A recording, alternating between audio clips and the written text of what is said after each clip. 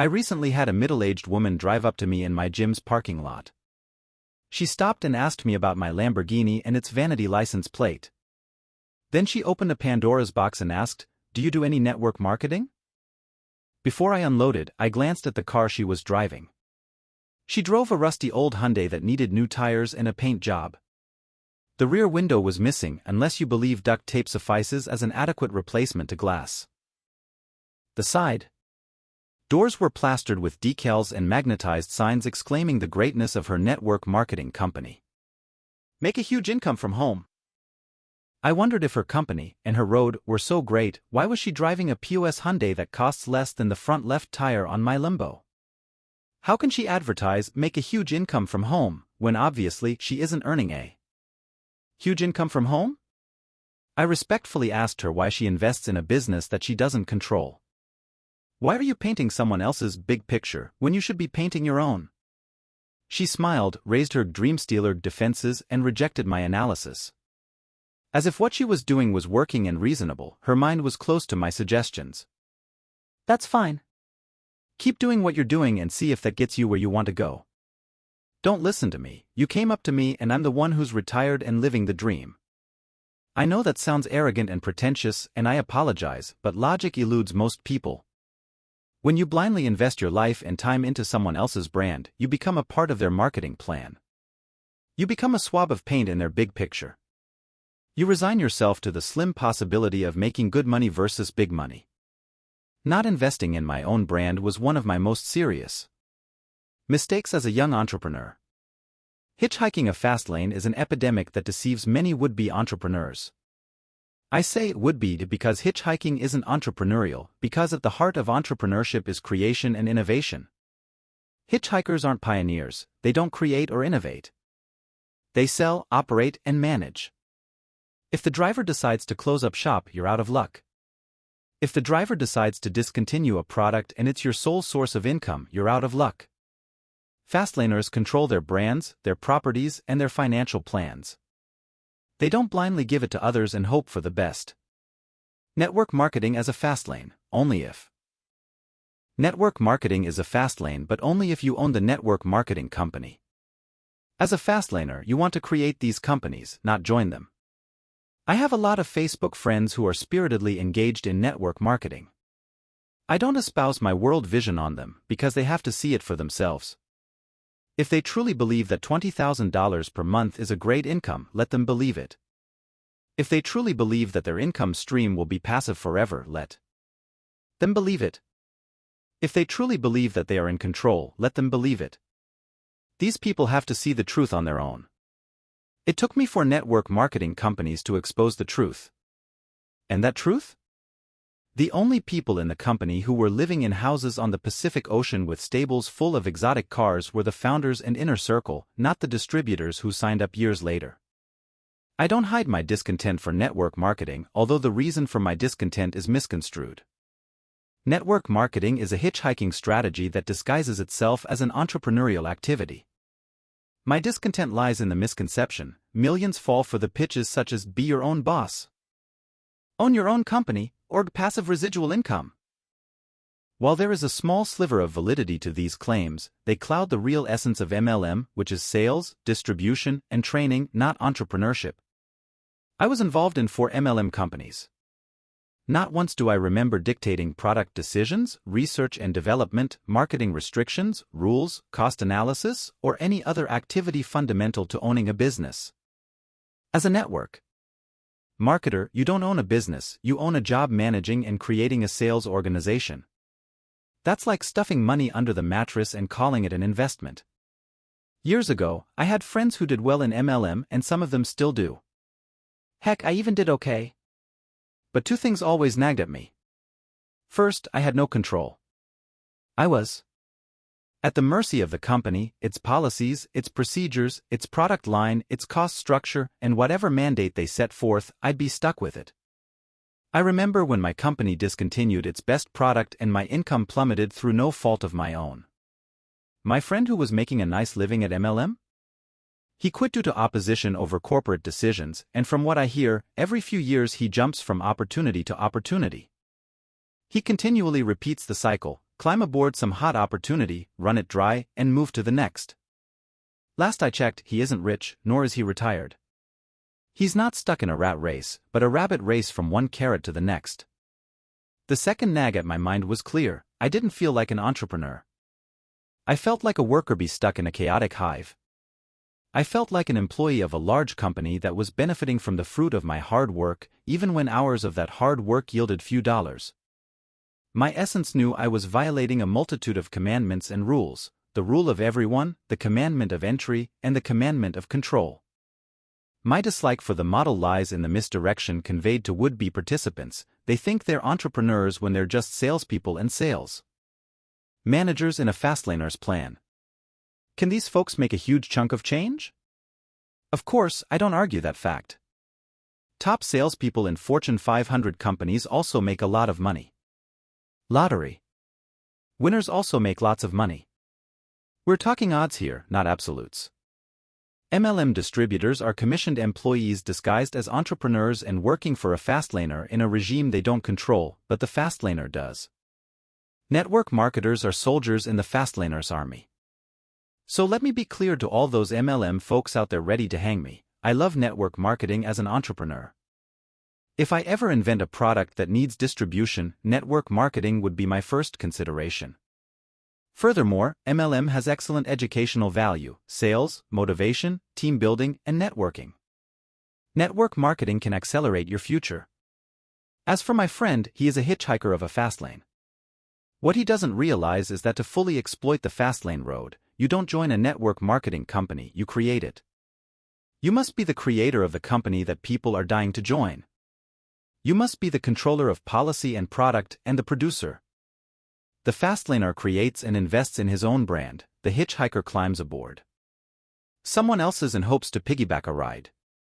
If you don't control your system, your money tree, and your brand, you control nothing. You must sit on top of the pyramid and serve the masses. Stop climbing pyramids and start building them. Chapter Summary: FastLane Distinctions. Hitchhikers relinquish control of their business to a FastLaner. There is a difference between good money and big money. Hitchhikers can make good money while FastLaners make big money. Sometimes legendary money. In a driver-slash-hitchhiker relationship, the driver always retains control and the hitchhiker is at the mercy of the driver. Hitchhikers are party to someone else's FastLane plan. Make the world your habitat of play in an organization you control. Network marketing has little to do with entrepreneurship but more to do with sales, networking, training, and motivation. Network marketing fails both the commandments of control and entry, and sometimes need. Network marketers are soldiers in a FastLaner's army. Network marketing is a powerful distribution system. As a FastLaner, seek to own one, not join one. 33. The Commandment of Scale. In business, to be a success you only have to be right once. Mark Cuban. Speed limit 15 or 150. When your business road violates the commandment of scale, wealth acceleration is incarcerated within constricting speed limits. Drive any road with a speed limit of 15 and you aren't going to get anywhere fast. Scale is about leverage, and leverage is what gives the FastLane wealth equation its power. NEC Scale T. Business leverage is like a playing field or a habitat of water. You can choose to inhabit the ocean or a pool at the local park. There are 6 business habitats. Local/community pool. County/city pond. Statewide lagoon. Regional lake. National sea. Worldwide ocean. Scale is difficult to find locally or in a pool that fits only a small number of people. Sure, it can be done, but it requires magnitude, and magnitude doesn't come cheap. If you own a tanning salon, your habitat is local. If you own an upscale restaurant, your habitat is county/city. If you own an internet company, your habitat is worldwide. The larger the habitat, the greater the potential speed or leverage of your FastLane. Swing for home runs, not singles. Billionaire Mark Cuban recently wrote on his blog that it doesn't matter how many times you strike out in business because you only have to be right once, and that once can set you up for life. In other words, be in the business of home runs. Business is like baseball. Play on a field where you can hit home runs. Don't play on a field where they're prohibited. For example, if you own a clothing boutique on Main Street, you violate the commandment of scale because your pool of customers is drawn from the local trading area. To break scale, the business owner needs to introduce leverage in the form of replication, open more stores, sell franchises, or sell on the internet. Unfortunately, most entrepreneurs engage in singles-only businesses. Their playing field is stunted. Their road screams a speed limit, 15. The home run is impossible and their habitat shriveled. If you're a massage therapist, you won't awake one day and have 10,000 patrons outside your door. There is no leverage. And if you don't have leverage in the FastLane equation, you don't have a chance. The commandment of scale is like a toll booth on the road to the law of Effection. The FastLane wealth equation: disarmed when you violate the commandment of scale, you disarm the FastLane wealth equation and demote its power to slow lane status. Recall the FastLane wealth equation. Wealth equals net profit plus asset value.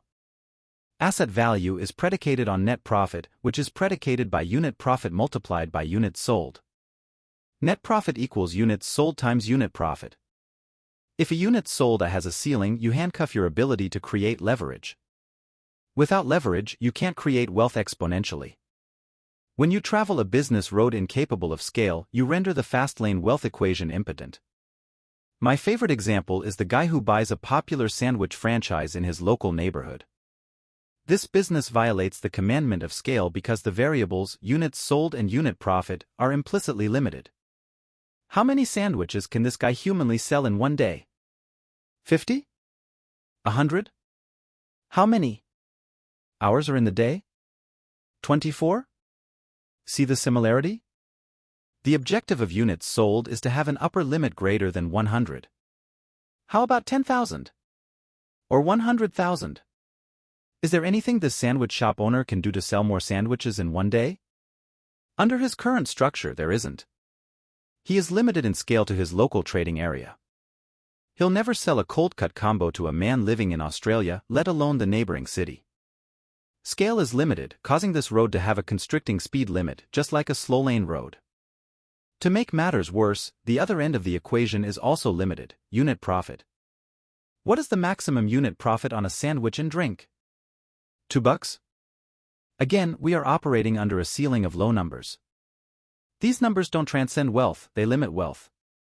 Now let me clarify before you hammer me over the head: I'm not suggesting that a local restaurant owner can't get rich. In fact, I know a few restaurant owners who do quite well, except that they operate a different class of restaurant, upscale establishments, where scale and magnitude have more reach. If your average dinner bill is $200 and you draw patrons from all over the city, not just the local neighborhood, you operate on a different scale. Unit profit isn't $2 per sandwich, but $40 per person, and with alcohol it climbs to $60. Reach or magnitude equals scale. To achieve scale, magnitude or reach must increase. Magnitude is naturally increased with price or cost. If you sell Lamborghinis over Hyundais, you have greater magnitude simply by the implicit price of Lamborghinis. You are near Effection. Lamborghini owners most likely exploit the law of Effection. If you are a real estate agent for the rich and sell multimillion-dollar estates, you achieve magnitude implicit by price. Higher prices and cost implicitly drive magnitude. If you successfully sell the most expensive apartment building in Manhattan, you have had an effect of magnitude and realized scale. If you are operating with magnitude, you are near or at Effection. Reach, exclusive of magnitude, also achieves scale. Reach is massive numbers. The more people you reach, the greater scale potential. Who does your business serve? The local neighborhood?